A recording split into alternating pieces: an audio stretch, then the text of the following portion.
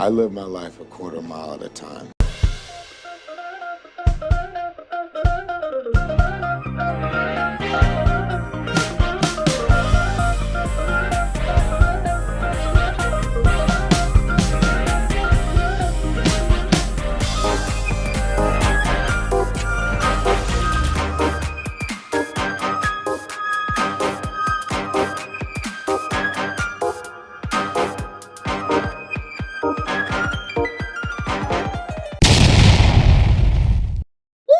Welcome back. This is what, season 3? Season 3. Season 3. We've made it. I know, right? Of a Quarter Mile Podcast. Thank you so much for coming back, tuning in, and just subscribing to all of the channels and all of the streaming services that we are on. We love you guys for just kind of like sticking with us. Yeah, we thank you for everyone who's watched and tuned in and comment on all of our stuff and keeps up with our polls. And this has been fun. We are in new territory. We're ready for explosions and guns and cool things. Yeah, and because this season we are doing all action. Yeah. Like all action. And because of you all and the poll, we got like a whole lot of new movies and old movies, good movies, like where we're at right now with the Riddick series. We are completely done with Fast and Furious, but now we're on the Chronicles. No, well, there's the Fast and Furious cartoon series on Netflix. You guys have to catch up. Yeah, that's right. That's right. true. That's right. That has been one of the most And we're back with a fan favorite, Mr. Leandre Le Churchwell. Yeah. That's his new French. Is that your new French name? Welcome back, Leandre. Andre, I was trying to be Southern. I've only seen other black people named Andre. Hey. Guys. Remember that time when you were here and we threw you in as a host position? CJ had some car issues. So we just awesome. made you. It was. That was normal. No. No. I mean, technically, it should be like whenever I'm gone, Andre will. Yeah, I was gonna say you currently hold the title for only guest host I've ever had. It's been regulars, myself, and then like you. Like that's our list of hosts. I'm sitting over here. I like being in control. You were a little bit upset. Yeah. I like that CJ's in control. I like not being in control. We're alternating episodes now. This first one's CJ's episode. I've lost control. My mic just. Yeah. That's your headphones. Your mic still works. You just can't hear it. Yeah, but we can hear you. Can you all hear me? Yeah. Okay. So we're gonna get right into it because season 3 is all about action. So we're gonna jump right into it with like, you know what I'm saying? He already kind of gave it away. So did you? We're reviewing the movie Pitch Black, but when they click this episode, it's called Pitch Black. I don't think anyone's going to be shocked. That is true.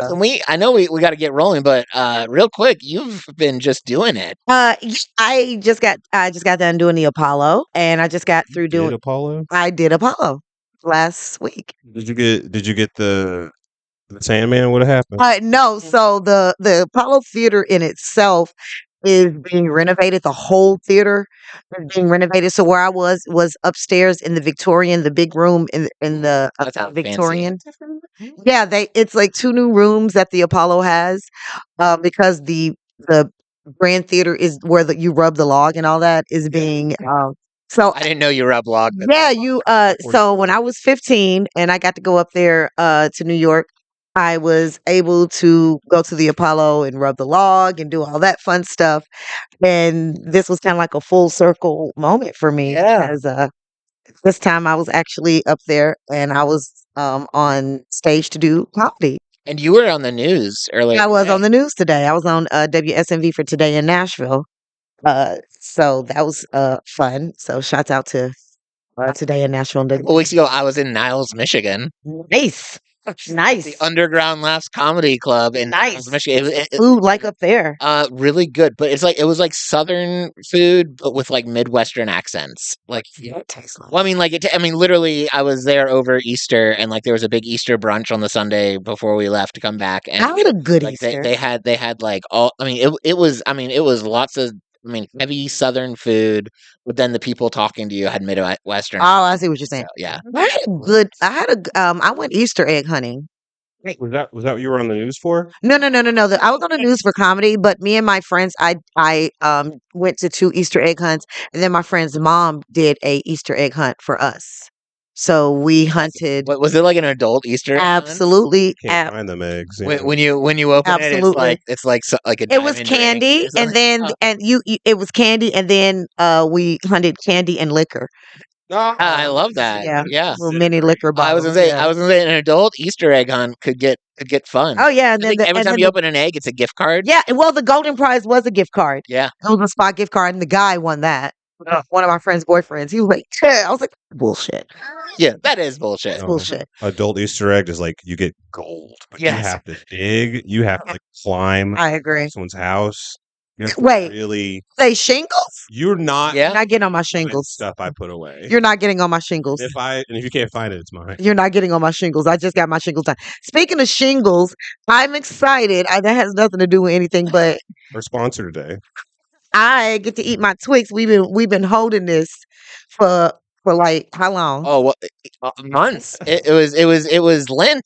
It was till Lent. Easter, and I came here, and we're in May now. So now I can eat my. I can eat my candy. I'm flattered that you brought it to eat on the podcast because With you. we've made fun of it for several weeks. Now. Exactly. So I get to eat it. Hopefully it's not stale. If it's stale, it's gonna be mad. No, Twix doesn't get stale; it just melts. Nope, it doesn't. Oh, see, there we go. There we go. So now you're gonna lead the podcast while you eat your Twix. Love it. I am. Love this movie, guys. I get it. CJ's like, I'm gonna eat my Twix. You guys keep it rolling. Okay, so we're in Pitch Black. This is my first time watching we're watching the whole series of we're watching the Chronicles of Riddick. We're gonna watch the whole series. So this has been my first watch through. I know It was a big hit. It was, and I was under a tree or something. I didn't know, or is it under a rock? I don't think under a tree. That's like sounds nice, I was under a rock and I didn't see it until now. And so what I was wondering is, for you guys, is this a review movie? Have we seen Pitch Black and all that before? I haven't seen Pitch Black since it very first came out. Okay. So yeah. What about you? Yeah.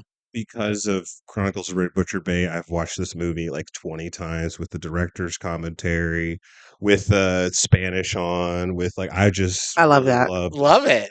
Love that you can tell this is made with like love of like right. Star Warsian. There's going to be lingo. There's going to be all this sort of stuff. And if you read all these other books that I'm not going to read, or comic books that I did, and it all kind of makes its own little gumbo. I love that this is a whole universe going into this, and especially once I knew I was eventually going to be covering this movie, I went out of my way to not watch it because I wanted to have the new experience here with the podcast. Right. But I love that there's like this whole world to it, and especially next week when we get into the Chronicles of Riddick, that one has serious Star Wars vibes. Right. And people need to realize that they're not the same thing. Pitch Black and the Chronicles of Riddick are not the same. They're the same line, but they're not the same. I wish they just did called it Pitch Black too. I like brand loyalty. I like sticking with something. It definitely the Pitch Black was supposed to be a one and done movie. In fact, the ending originally was supposed to be Vin Diesel character dying, which makes sense. Which would have worked, which would have been a great. This was his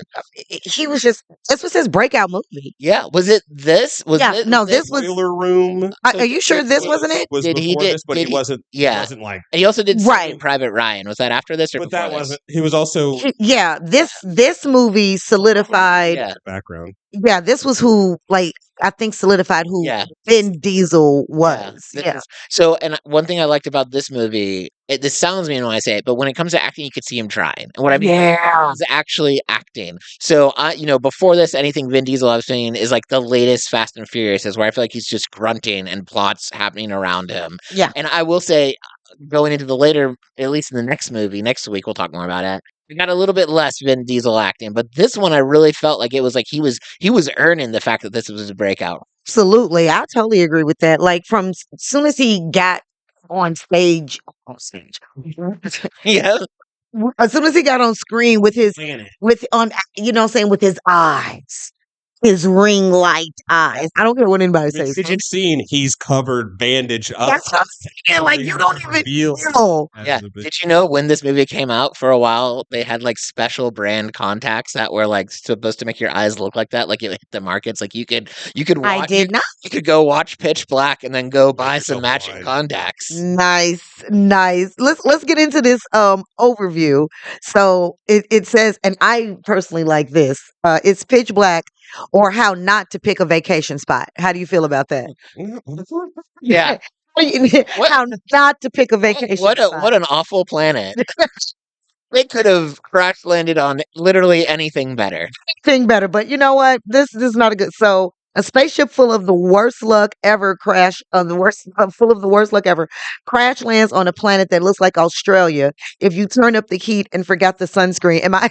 Also, time out. Why was it like a commercial aircraft and also a murderer was on board? Well, yes. There's people, if you look at the background, there is an escaped heiress of like one of the richest families ever. That was the lady. Yeah. That's Claudia Black. Yeah. And she escapes with like that Aboriginal dude. And was she the brunette that died midway into I really liked her character. She is awesome. She's like in Farscape. Yeah. She voices a bunch of like a sci-fi convention queen. Yeah, she's ridiculous. And like everybody in it has like an incredible, not everyone has a mysterious thing like Riddick, even though it's explained in Butcher. Everyone, like Jack's trying to escape stuff, the boy girl, and everyone is a subversion of what you would expect. I would agree with that. Supposed to be a girl. Yeah. By the way, she is so far of the two movies I think, she is by far my favorite character of and it's because of the second movie. This movie, she was fine, but like the second movie, and we'll talk more about that next week. Andre, you'll have to tune in. Oh, yeah. Mm-hmm. Wait, what were you about to say? I just love when androgyny is a plot device. Yeah. When I don't know. Hey, but it's also like I have to. I'm gonna hide from all these. Right. She was keeping herself safe from all the creepers. I agree. She went. And also, she gets curious, which isn't like a plot point. I agree. All right, let me get back to it. Everyone's thinking at least it's sunny until they realize it's always sunny because this planet has 3 suns. 3 suns. SPF. Yeah, suns. SPF 5000 will not save you here, okay? So meet our heroes and the anti-heroes. Riddick, a buff, bald convict with glow-in-the-dark eyeballs because apparently prison healthcare covers night vision surgery. Yeah. Fry, the pilot with a massive, I'm not paid enough for this energy. You can't tell me he did not have that type of energy. Okay? I'm just saying. Okay. Jones, the guy who looks like a cop, acts like a cop, but totally isn't the good guy because he ain't shit. Iman and his crew just trying to make it to Mecca, but accidentally ended up in a monster movie. What a weird mission trip. what a weird church church. Bruh. And a few others because you won't remember because spoiler alert, they're monster snacks. Everything goes okay-ish until bam, eclipse time. Suddenly all these cute little shadows turn into flying murder bats from hell. And then guess what? These things come out of the dark, and then guess what else? The planet just turned into what? Say it with me. Pitch black. Okay, so naturally, the person who can see anything is Mr. Night Vision Riddick, who somehow is the best and the worst person to lead a survival mission. Yeah, they could not have crash landed on a better planet for him. So screwed on any other planet. Exactly. Flashlight dies. Everyone's screaming, and half the plan becomes follow Riddick, but don't let him kill you. So the group plays the ultimate game of don't get eaten, crawling through caves, fighting monsters, arguing over trust, and watching Riddick flip between hero and I might leave you here to die. Was that a good Riddick? That was perfect. Okay, but also like so true. The whole time you were like, I mean, like he might go. He might leave you. And not knowing much about the movie, when I was watching it, I thought at first the plot was going to be him just sneakily killing. Well, and see, here we go. And there we go. What's the moral of the story? Don't crash your spaceship on a planet that is designed by Tim Burton and Ridley Scott on a bad day. 2, always pack extra batteries. That's for anything out there. And if your tour guide has glow-in-the-dark eyes and a criminal record, maybe just don't. Just leave them alone. And that is the overview of Pitch Black. I don't know if you liked it. Loved it. How did you feel? How did you feel? It's cut close to what the trailer said. Did it cut close? Daylight it's paradise, but when night falls, it's hell. It's bad. It's bad. That's Australia. but it's such a good. You're not gonna find anyone who does. I mean, if you don't like this movie, and thing is, and I want to go over this besides the reviews, and we're gonna get into all of that.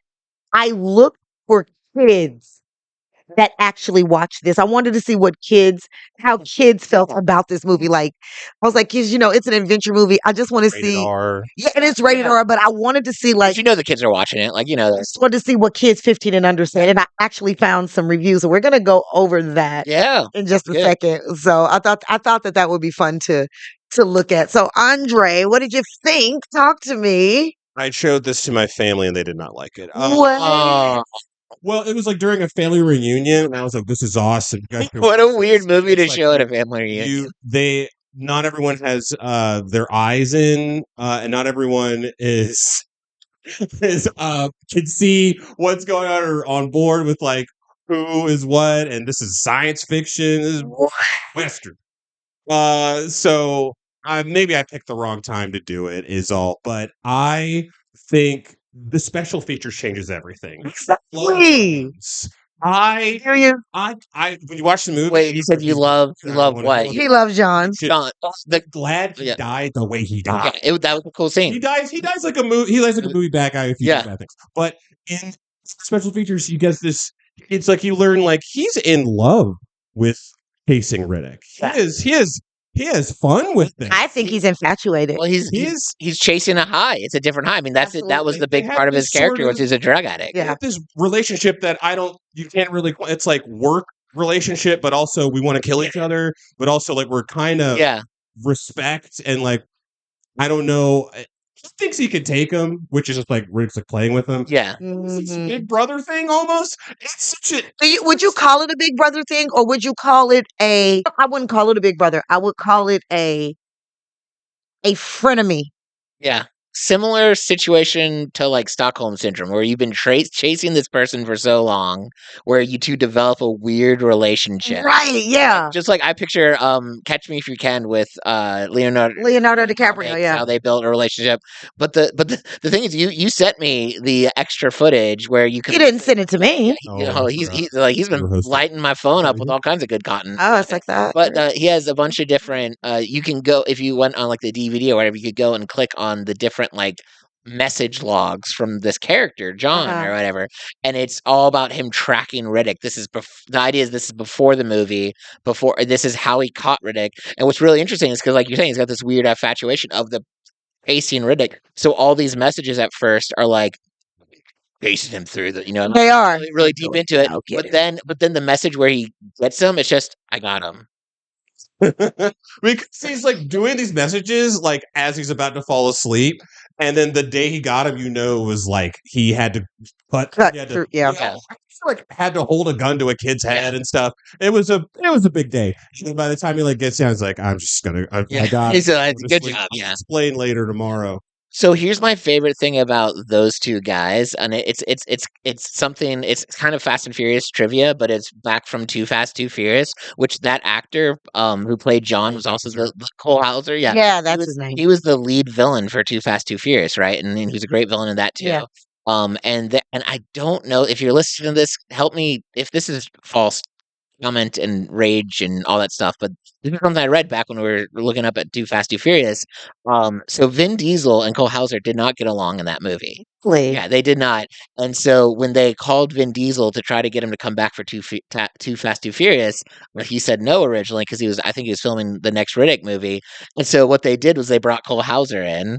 And it's just kind of this fun rumor that like it was a petty thing, like, oh, you're not going to do this movie, we'll bring in this other actor who you worked with that you didn't get along very I love a good fun fact like that, but I didn't know they didn't get along, which makes their chemistry is incredible. That's all I'm gonna say. It doesn't. I mean, which makes sense because when actors really don't get along, like you can see it on screen, and you could just see like the push and pull and tugs. In that the heat. I just love the idea. This is very random, but he's Riddick. His first name is Richard. No one ever. I just want someone to like, damn it, Richard, pass the wrench or something. No. Like no one ever calls him Riddick. I think it is just like a movie cute thing, like calling. There's like like someone like John Wayne's name is Marion. Yeah. Like trying to make him humanized. Yeah. Instead of a warlord god Super Saiyan that he ends up becoming. Yeah, in the next movie, he's. Riddick I mean, he takes God. out. Yeah, it is interesting. And the creepiest part to me that I felt like made no sense was at the very beginning when he breaks out and he's like kind of stalking them and he gets a piece of her hair and like, blows it up. Was there any significance to that other than him just being a weirdo? Ask that. Okay. So at first he was going to kill her. Thank you. Because it's like she's the pilot. I'm gonna get out of here. But then it's like, oh, she's kind of like me. So she's kind of dirty. Oh, okay. So it's like, and he likes this whole time. Like he you see him like drink the other guy's stuff from far away. He loves playing with people. Yeah, more than killing them. Because he's a psychopath. He's at least in the first movie, or like a no. Say it. He's psycho. Is You he not? don't want it. Why don't you want to admit it? He's a. He's. Could you not be psychotic when you do that? Because he was raised in jails. Okay, get He out. He went to the company, which is the army / government / dystopia that the world that. So he's traumatized. He's traumatized. No, boo. Get my money back, boo. But it leads to him being a psychopath. I don't consider him traumatized. No, he likes what he's doing. He likes it. Because he's sick and crazy. He likes it. Look, let me look. I'm gonna tell you some of these reviews. Okay, check this out. He likes pain. Yeah. He likes what? He says multiple times in different media that when he was gonna get the eye like surgery, he's like, we could give you painkillers. He's like, I like pain. He's a oh, that's right. Okay, yeah. Weirdo. I mean, the cast was great. You had you had Vin, you had Cole Hauser, you had who played Robin Harris. Robin Harris. Believe me. I was like, Robin Harris. Oh, Rihanna. Wait, what? Not Rihanna. Her name is like there's an H in the middle of it. It's an odd name. It's Rihanna. It's Rihanna or Rihanna. Okay. It's Griffin. That's who was Jack. She was great. Of course, my boy Keith David was in it. I looked for bad reviews. I really did. Like, I like this one. Pitch Black is a criminally underrated film. I honestly put Pitch Black up there with films like Alien and Fifth Element. Ooh. I liked that this was it felt like a good, was it 90s or early 2000s? Early 2000. Yeah. I want to say it was right at 2000, right? You see like the editing is all Yeah. And then like they dip the film in silver nitrate, but it makes it look like it's all glistening. Oh, that's fun. Yeah. I know they did. I don't care what nobody say. But I like that each of the characters, even if the small roles were pretty well defined, like they all had a little story. That's something you mentioned earlier. To go to France. He's never been to Earth. And Iman trying to get to Mecca. New Mecca. And I like Mecca. Excuse me. I liked. And in the next movie, I don't feel like the characters were as well defined, with a few exceptions. We'll talk about that next week. But I do feel like another thing I liked about this movie was like a kind of a simple plot. They crash, and they're getting off the. That's it. They're not saving the world. They're not, like they. And that's what a lot of the reviews were like. Dude, it was so simple and good. No, this was my favorite. Oh, I didn't get through with that one. I'm sorry. Yes, I know that all accounts it's not as good as other classic sci-fi films, but I still consider it a classic and one of my favorite films. The Riddick franchise holds a soft spot in my heart. Guarantee they do get worse with newer installments, but I love them. Pitch Black is the crown jewel, even though Chronicles is my personal favorite. This movie started my weightlifting obsession all those years ago. I'm almost 40 now, and I still laugh, and I love this movie. It's been a long time since I smelled something beautiful. Oh, that's so great. It's like that's one of the best quotes there. Ever since I watched this, I've been stocking up on batteries for my flashlights. Okay. Bought the best and brightest I could find. Wouldn't want to be caught in the dark with no life. This movie rocks. I love the idea. Before you go to the next review, I love the idea that this man watched this movie and his two takeaways is like, I need to work out in case I get stranded on a planet, and I need lots of batteries for my flashlights. This wife beater. From my wife beater. You ready for this, Dre? This comment goes into what you said. He said the best part is every single character except one completely reverses their role during the course of the film. Riddick is a murdering psychopath. Told you, you bastard. He looks like it. Ends up being the hero. The pilot that tried to kill them all in the beginning gives her life for them by the end. I love that. The hero cop becomes the villain. The brave young boy is actually a frightened girl. And the cowardly art dealer ends up blowing out the fire out of his mouth just to spite the monsters before he's eaten. Well-written role reversal. Yeah. And the kids loved it. Like, they were like, so this was a great movie, but it would frighten. I think an adult wrote this shit. Listen, it would frighten those under 15 a great deal. That sounds like an adult. Like, no under 15-year-old. Like, it would frighten you if you're under 15. Yeah. This one says boring, dumb action movie, not very explicit, some atmosphere and scary scenes, but not too bad. I thought it was a fun, creative, and thrilling movie. Good film. This movie is experimental and it makes me feel like I can see in the dark. What's the scary scene? I don't know, friend. I mean, him getting eaten like that, I was kind of shocked. I guess if you're 13, but this didn't scare me. I could see if I was young and maybe younger than 13, but like watching just pop if it you're up. watching it at a theater, like with Dark. right, like it would be like with all the monsters coming out, like that would, I mean, it would be fun, but like I could see it being a little scary. Yeah, they were 13. This one was 15. Yeah, boring. He said boring, disappointing, and the other one was 15. He was like a little scary for me. Yeah, I that love the kid idea. does die in a weird way in the mine shaft thing. Oh my god, Oh yeah, that man was so dumb. The only two things he did in that movie, Go in the sun. he was just a moron. Like we didn't get enough about him to say otherwise. You can't. you can't. It's such a delicate balance of you got to make sure they don't do anything bad because then it's like, oh, they deserve to die. Yeah. And then you can't make them do anything good. Then it's like, oh, I feel terrible. I don't want to watch the rest of the movie. So just I like that. I like that the deaths were permanent, though, right? Like not everyone that started in the movie made it to the end, and that was part of the thrill of the movie. Was wondering, because right at the beginning you knew some of these folks are gonna die, and then it was fun. Yeah, fun the to first scene it was is fun to see. die. Yeah, I mean, it was fun to see who was gonna die. It's not like a ship shot him or immediate. No. She goes like, I don't know what did it. I just had to get out of there and survive. Yeah. Honestly, she probably was one of my favorite people. Well, she wasn't technically the captain, The pilot. but She was yeah, the pilot. I didn't like her at first, but then that ending when she had a full circle moment where she changed her mind, like I was like, she won me over right there. I think during the middle, she won me over. When she was getting like, we can't stay here. Yeah. Cavern little thing. We have to run out to.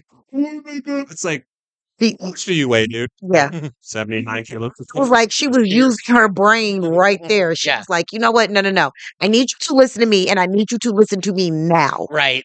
I loved that about her. I love that about her. He's not saying anything. He's like, all right, y'all are just choosing how you're going to die. Yeah.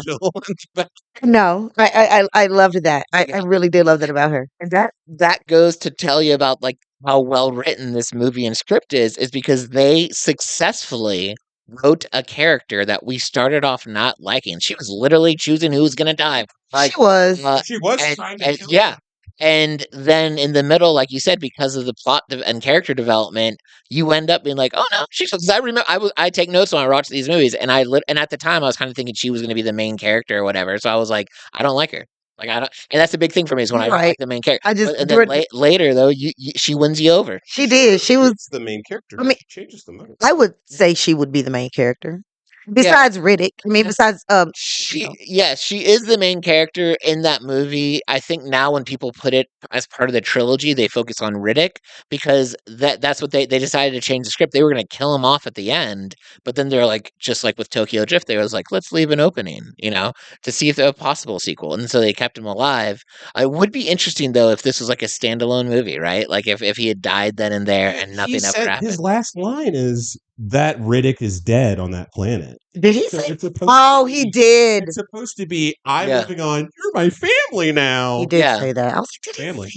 Nice. You're my family now, and we're going to go to some new highly. And then the next thing is they immediately get taken by a bounty hunter ship that turns people into frozen statues. Check out Dark Fury. We do need to throw that. Oh, we do need to go. I did not when minutes after Pitch Black. When I planned for this I did not know that movie existed. Forget about Dark Fury. Yeah, we might have to sneak that one. We got to throw that. Watch it right now. We can't. We both got stuff to do right after this. Just put on 2 times. CJ, we have another podcast. We have another podcast right after this. Do you have any bits for this? I did, but I thought I was doing bits for the next one. Are you doing? You are. I am, but I just wanted to know if you did. I have my bits. I want to see because last time you left off, and did I win or did you win? Oh, okay. Well, if we want to be technical about it, in the Puma Man episode, I did win, but in season 2 overall, did I win or did you win? CJ did win. Thank you. So okay, let's do it. Then let's do it for this one. We'll do, since it's the season premiere. We'll do 2 best. We'll do 2 best right? bits. Yeah, and I'll do one and you'll do one. For everyone listening, we're gonna talk. I'll confess mine. I'm only gonna give 2 scenes. Usually we give 3 scenes.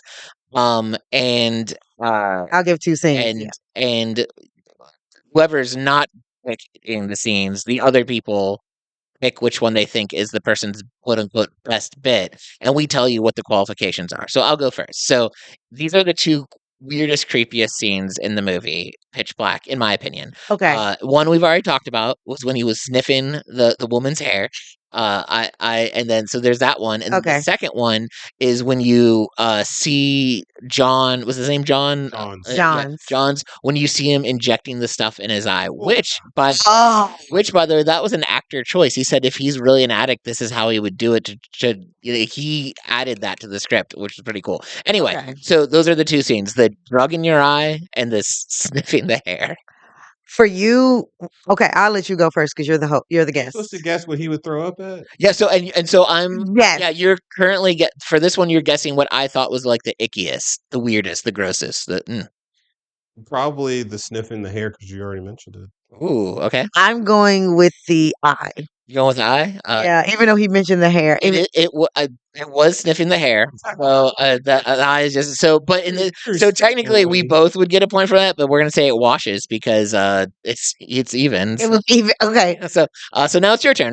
So my qualifications for this time are like the ones that made me do this because it's a good movie. So and it's 2. It's only 2. It's the scene where he says we have to go this way, and the bat. He's like, we have to go this way. And then the bats just start coming out and then it just goes crazy. Or the fight scene when he said you were born a badass, John. And he was like with the chains, the gouge, the gauge, the badge, that which one of those scenes that gave me the goosebumps? I feel like if it's not the second one with the fight, then you're wrong. That's the one I would go with. He's such a poet. This whole movie. Such a poet. Actually giving one-liners. He's summing up. Yeah. People. He's he's appraising them and reading them. For a psychopathic killer, he never kills anyone without a good reason. No. So which one do you say? Second one. What do you say? I say a second one as well. It's the second one. Oh, all right. Look at that. So it's the second one. So that technically means I get a point for this. Look at my money bag. You're supposed to say the first one. We're starting off strong, so that's cool. Are we gonna do a Too Fast, Too Furious rating? Oh yeah, and I'm definitely giving it a too fast. Okay. I'm gonna give it a fast. I liked it a lot, but I don't know if it. Although we've talked so highly of it, I almost want to change my. But if I'm just being authentic with my experience that I had, I'll give it a fast. I thought it was a good movie. No, it's a too fast for me. You got to watch it. You got to see it. You can watch this movie 23 years later, and it'll still be a good movie. Dude, it's too fast because I rewatched the first Fast Furious, and he is he was going to kill Paul Walker. He was good. Yeah. He's not trustable and whatnot. He's good. This is what he's meant. And then him being a dad and blah, blah, blah is not the same energy. And it's not what he's I feel suited for. Yeah. He's suited for a charismatic menace. It's just a good. What's a better role for him than this? Oh, just Jinx. I was about to say it's just a good. This was such a good role for him. This was a good, not breakout role, but just a good meaty role that showed who he could be, It might didn't show him a lot of range, but it showed who he could be as an action or an anti-action hero. I think this was a fantastic role for him. I think he really, this is one of those roles that, and you can tell because he talks about it later about how into this role in this movie series and everything he is. It gave him everything. Yeah. I mean, like Indiana Jones for him. Now, if you were asking me what better role there is for him, I would be lying if I didn't say Dominic Toretto. Oh no. I mean, I agree. Like I would like. I just think this movie truly was made for Vin Diesel. Yeah. Like, I don't think The Rock could have done it. I don't think any actor. I cannot see any other actor playing Riddick. No, but you know what? I do think this movie is like, I think this role is perfect for Vin Diesel because I feel like it was giving him an option to like the real life in a Dungeons and Dragons campaign, which we were talking. I don't know if we were talking about earlier on this or before this, but like he's super into Dungeons and Dragons. I felt like a video game character. Yeah, like I felt like this was like him living his dreams and his role. That's a great way to look at Riddick. Because he just takes whatever is around him and then it's like, and he always picks like something simple. He doesn't pick like the big gun and everything. It's just his knife, man. He does so much with that knife. So your shivs, no bits, no shivs. But your shivs. Ugh, it was good. His first weapon in the movie is his leg chains. Yeah. It's so good. I forgot about it when we were reading the reviews. Just to let everyone know who's listening to this, every Tuesday we post like one of the next movies we're about to review on our social media, and we're always looking for people's feedback. So if you have opinions and hot takes or whether you like it, and that oftentimes ends up in one of our episodes, but it's just a cool way to kind of keep the conversations about these movies going. I almost enjoy I enjoy the conversations I have with people off camera almost as much as I enjoy doing it here. So, it's follow us on all the social media. It's the Quarter Mile Podcast at literally everything. Or if like right now I'm kind of killing it in the Riddick because I'll post there, and then tons of people have tons of really good opinions about these movies so far. I think though, is Riddick supposed to be like the worst of the three? Is that what people say? I would literally there's a stupid sci-fi channel thing called Into Pitch Black, which is just like a insurance group goes down and tries to find Riddick and like all the valuables that Paris guy had, and it is so they get around, like they have a Vin Diesel back of the head guy, and they try to get around it so bad, but they're also like showing off almost all of the movie. Yeah, in this like shitty behind the scenes story. It is so bad. How bad is it? You gotta watch because it's also shot but it's also imitating how Pitch Black is with like the cuts and like everything's going in and out and stuff. So it's like a Kmart Pitch Black. I don't like that. And it is like super dark and but it's also shot like at someone's house. That's fun. That's a bonus episode. Not a Kmart Pitch Black. That's something we gotta revisit that when we revisit Dark Fury. What else you got for us, CJ? Where are we going? I mean, besides me loving this show, that's it. I mean, I want to give a shout out to our sponsor. Yeah, absolutely. D&D. Will be not to be confused with Dungeons and Dragons, which we just talked about. D&D Fitness. He was like, "What?" Yeah, wouldn't that be so cool? No, Andre, what do you have coming up? Not the Apollo. I'll tell you what. Did anyone get booed? Did anyone say? I'm just a fan of the Sandman taking people off stage. I did not get booed. No, who did though? No one. I got booed. No one got booed. At the Apollo. I was at the Apollo, and come on, and like people pay tickets to be like, I'm going to boo this. Yes, but they were I opened the show up, and the guy that came after me was fantastic, and then the guy who headlined it, Sammy. Sammy closed it out. Sammy closed it out, and he's stupid funny. So I think the poll they've built a good culture there where yes, people do pay with the hopes that they can boo someone, but they're like honest fans. Like if they're good, we're gonna give them their credit. Like, and that's what they were like. If it wasn't funny, they were like, "Okay, girl, that wasn't funny." Children, they do, but they didn't boo me. So, and I went up there like, I was like, pray I don't get booed. Like, now some things did happen right before I hit the stage. Like my fan broke and shit like that. Well, otherwise than that, no, like I really had a good set. It was great. People came up, was like, "Oh, I liked your joke about this and this." I was like, "Oh, wow, you guys were listening." Yeah. So You had to be clean too. no, she got to go I got to be full me. force. Oh well, then what? You do? You fine? Yeah, you good. I got to be me. So we did mention D&D Fitness, and I do feel the need to let everyone know that because a lot of our listeners are here in Nashville. May 30th and 31st, they're going to be at, I think it's called the Music City Expo, and there's going to be like arm wrestling and them selling their stuff, and it's going to be pretty cool. And me and CJ and a few other comedians are going to be in some upcoming reels for them. Are you guys going to arm wrestle right We now? were going to try to. Yeah. So we'll throw, of course, if you check our episode notes, you can always see how to get to their website. But a lot of cool stuff going on in their world as well, including more gym reels. Unfortunately, my gym creep character, they chronicled and Riddicked him. We had another comedian become a better gym creep. Oh no! So I'm a new character for the next ones, which is okay. That's good. So, yeah, I got recast In a series, in a short. Yep. Okay. And I was hoping more. I can't be angry about it because he's so much his character is so much better than mine that it's not like a lot of people say the Pitch Black Riddick was better than the Chronicles of Riddick. No one's saying that about our two characters. No, so that's fine. Start bringing up Pitch Black as a reference in movie sets instead of Godfather and stuff. Yeah, that'd be nice. I'm gonna play anyway. What? Okay, no, time out. Let's get more information on that. I had a poster, but I left it in the bathroom. It's in my bathroom. Where the dog's eating it probably right now. It's called Domina. Written by a friend of mine, and I play a bishop of Winchester who tries to help a young new person become a queen. It's the first female really ruler of England, daughter of Henry I, Matilda, and then she doesn't last very long. She gets supplanted by other people in her family.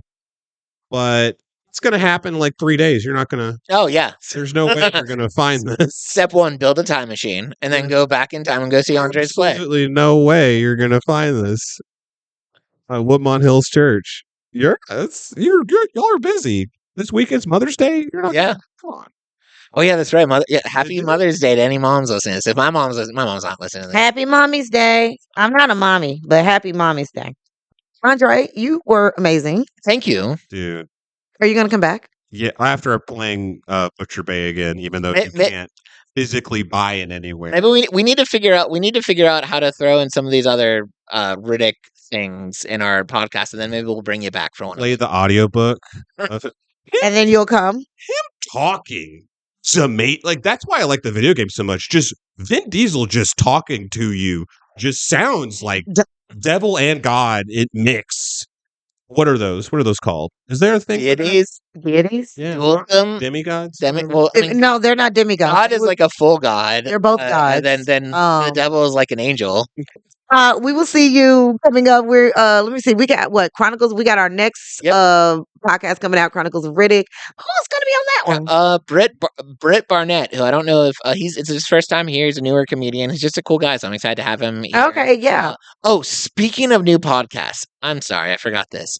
I'm producing another podcast. So many of you know that this podcast, the Quarter Mile Podcast, helped me shoot off my brand, which is called Quarter Mile Entertainment, which is all about just creating quarter mile moments, giving freedom and excitement and stuff like that. And whether we're doing comedy, whether we're listening, enjoying ourselves some podcasts, and just giving people like life-giving experiences, right? So, in part of that is I got the opportunity to produce another podcast for my friend Tiffany Harris. Oh yeah, and it has nothing to do with anything in this podcast. Like it is polar opposite. She's got an amazing story, and our first episode's out now, so you can go check it out. It's called Living Through the Shift. And Tiffany had to become a young caregiver for her mom. Like at age 30, she had to really jump into caregiving lifestyle. And there's a lot of trials with that. There's a lot of stress with that. There's a lot of just life that came with that. And so her podcast is directed to anyone who's going through a similar experience. Like maybe you're a young caregiver, or even if you're an old caregiver and there's a lot going on that no one ever really talks about, or it often frequents, because this happened in our second and third episode that hasn't aired yet, but will be out eventually. Oftentimes there's just other stuff that we all deal with. And it's just kind of her motto is like, you're not crazy. You're just living through a shift. And it's a really good podcast. It has nothing to do with Fast and Furious or movies, but we'll link that. You can access that through our Quarter Mile Entertainment website. If you guys want, check it out. I love that for her. Yeah, she's an awesome person. So make sure you guys please go check that out, Tiffany Harris. And I know you can find her. We'll link her Instagram Mhm. and all Yep. that stuff up. Make sure you will link up Andre We'll have his stuff Churchwell's. too. Yep. Yeah, all his stuff under there. Make sure you follow us online at all streaming platforms on TikTok, on Facebook, on YouTube, always on Instagram. We just thank you so much for just like always supporting us and watching and leaving comments. Please, please, please, please, please like, share, and subscribe. Tell your friends, like, share, subscribe. If you would like to be a guest, just always email if you have some, some concerns, some notes, or anything like that. I don't care about them. Not just playing. Right. No, no, no. Like, share, drop a comment, and always live your life a quarter mile at a time. We will see you next time. Once again, shout out to D&D Apparel. They are helping me lose a little bit of this weight. And that is it. We'll see you next time, boo.